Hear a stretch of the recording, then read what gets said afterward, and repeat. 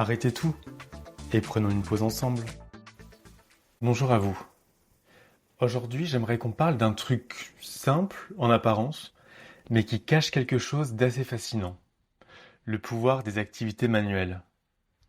Peindre, bricoler, tricoter, jardiner, cuisiner même. Est-ce que faire quelque chose avec ses mains peut vraiment vider la tête? Permettre de décompresser, de ralentir? Ou est-ce juste une illusion, un prétexte pour s'échapper un instant? Je vous raconte. L'autre soir, après une journée bien chargée, vous savez, ce genre de journée où tout semble un peu trop long, un peu trop bruyant, je suis rentré chez moi avec les nerfs tendus comme des cordes de guitare. Impossible de décrocher et de passer à autre chose. J'ai fait glisser mon pouce sur mon téléphone, puis j'ai arrêté de scroller. Et là, sans trop savoir pourquoi, j'ai sorti mes vieilles aquarelles. Je ne suis pas peintre, hein. Je n'ai jamais pris de cours, je ne sais même pas trop comment mélanger les couleurs. Mais pendant presque une heure, j'ai juste peint. Et vous savez quoi? Je n'ai pensé à rien d'autre. Rien. Pas de mail, pas de to-do list, pas de il faut que je... Juste de l'eau, du papier et un peu de couleur. Et ça m'a fait un bien fou. Alors forcément, je me suis posé la question, pourquoi ça fonctionne? Pourquoi finalement le simple fait de faire quelque chose avec ses mains semble avoir un effet calmant sur le cerveau?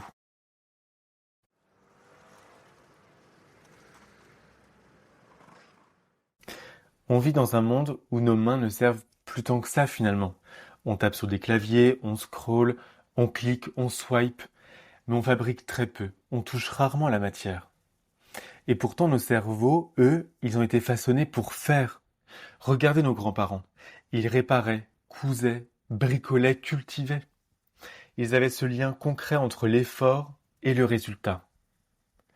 Aujourd'hui, on produit du virtuel, des documents, des mails, des idées, mais rien qu'on ne puisse vraiment tenir entre ses doigts. Et ça crée, mine de rien, un certain déséquilibre. Parce que quand on fait quelque chose de manuel, on entre dans un état un peu particulier, un état de présence totale. On est là, maintenant, ni dans le passé, ni dans l'avenir. Et dans une époque saturée d'informations, ce simple retour au présent est devenu un luxe. Vous voyez, quand on peint, qu'on cuisine, qu'on scie une planche, notre cerveau s'aligne avec nos gestes. Il n'a plus de bande passante pour ressasser ou anticiper. C'est un peu comme une méditation active. Une méditation pour ceux qui ne tiennent pas en place sur un coussin, quoi. Et peut-être que c'est ça le secret. Faire avec ses mains, c'est redonner de la place au corps, au concret, à ce qu'on peut voir se transformer sous nos yeux. Bon, on pourrait se dire tout ça c'est juste une impression, un petit effet placebo. Mais non, les chercheurs commencent à s'y intéresser sérieusement. Par exemple, des études menées en psychologie positive montrent que les activités manuelles activent les mêmes zones du cerveau que la pleine conscience. C'est-à-dire une diminution de l'activité dans les régions associées au stress et à la rumination, et une augmentation dans celles liées à la concentration et à la satisfaction. En clair, quand vous bricolez, peignez ou pétrissez une pâte à pain, votre cerveau se met dans un état de flux, un état où le temps disparaît, où vous êtes totalement absorbé dans ce que vous faites. C'est ce qu'un psychologue hongrois et américain, Mihaly Csikszentmihalyi, ou alors faut le dire vite, appelait le flow. Et le flow, c'est un peu le graal du bien-être mental. On est concentré mais sans tension, engagé mais pas stressé, et fatigué mais heureux. Les chercheurs de l'université d'Otago en Nouvelle-Zélande ont même montré que les personnes qui pratiquent une activité créative quotidienne, écriture, dessin, cuisine, musique par exemple, rapportent une augmentation significative de leur humeur dès le lendemain. C'est presque une forme d'hygiène mentale. Et ça ne dépend pas du niveau. C'est ça qui est beau. Pas besoin d'être doué.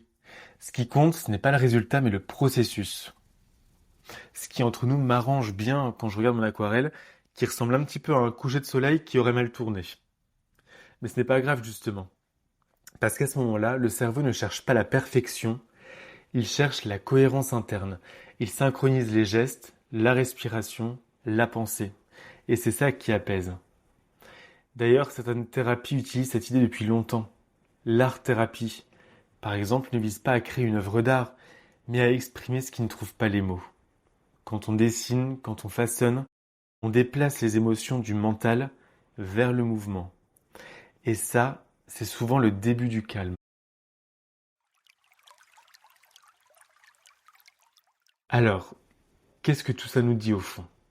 Que nos mains ont un pouvoir qu'on a un peu oublié, un pouvoir discret mais essentiel, celui de nous reconnecter à nous-mêmes. On parle souvent de prendre du temps pour soi.